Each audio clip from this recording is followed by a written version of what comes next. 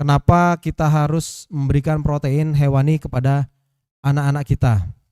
Seperti kita lihat di gambar 2 ini, yang bagian atas itu adalah yang dinamakan hipotalamus. Hipotalamus adalah bagian yang ada di dalam otak anak kita, yang berperan dalam mengatur berbagai fungsi tubuh. Dan juga hipotalamus ini menghasilkan hormon yang disebut dengan growth hormone releasing hormone atau GHRH. Seperti kita lihat di gambar di bagian kiri, hipotalamus akan menghasilkan GHRH atau growth hormone releasing hormone. Kemudian growth hormone releasing hormone ini akan merilis, sesuai dengan namanya, akan merilis atau mengeluarkan sinyal-sinyal untuk merangsang kelenjar yang ada di bawahnya, yaitu kelenjar pituitary. Kita lihat di gambar, dari hipotalamus tadi mengirimkan rangsangan berupa GHRH, growth hormone releasing hormone, ke kelenjar pituitary untuk melepaskan hormon pertumbuhan atau GH. Kita lihat di gambar, GH adalah growth hormone atau hormon pertumbuhan yang dihasilkan oleh kelenjar pituitary, di mana kelenjar ini menghasilkan growth hormone karena mendapatkan rangsangan dari GHRH atau growth hormone releasing hormone yang dikirimkan oleh hipotalamus yang ada di otak anak. Dan ini adalah siklus atau pathway yang terjadi di dalam tubuh anak karena anak mengalami masa pertumbuhan di saat ini. Kemudian setelah kelenjar pituitary tadi menghasilkan GH atau growth hormone, kemudian GH ini akan dialirkan ke dalam aliran darah, sehingga GH ini akan mencapai ke hati.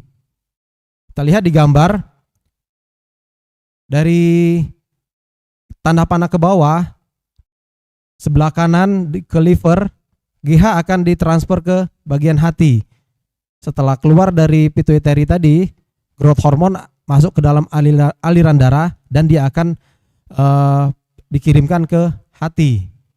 Di hati atau di liver tadi, GH hati akan merangsang terproduksinya yang dinamakan IGF-1 atau insulin like growth factor 1.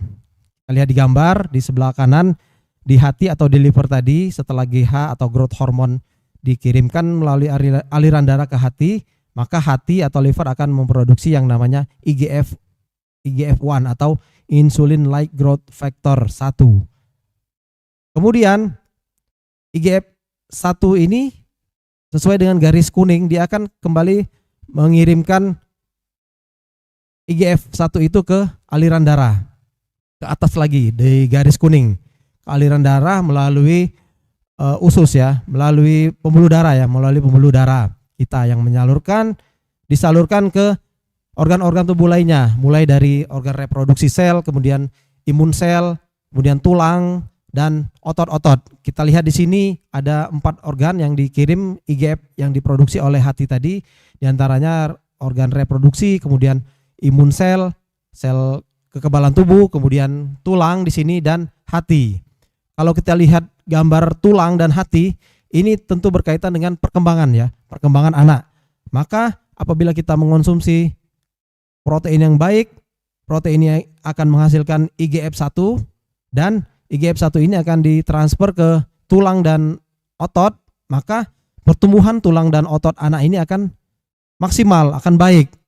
Tinggi badan anak akan semakin bertumbuh, massa lemak, massa otot anak akan semakin bertambah, sehingga dalam waktu yang cepat, dalam waktu yang singkat, kita tidak terasa tahu-tahu anak kita sudah hampir setinggi dengan kita ya. Karena itu tadi, karena terjadi perkembangan yang baik di dalam tubuh anak yang dikirimkan oleh sinyal-sinyal yang ada, yang telah diciptakan oleh Allah Subhanahu wa taala dalam tubuh kita secara sempurna, sehingga anak bisa bertumbuh, berkembang dengan baik. Tentunya ini akan lebih maksimal jika kita tunjang, kita berikan asupan zat gizi yang terbaik bagi anak-anak kita, sehingga siklus dari yang kita bahas ini akan semakin sempurna.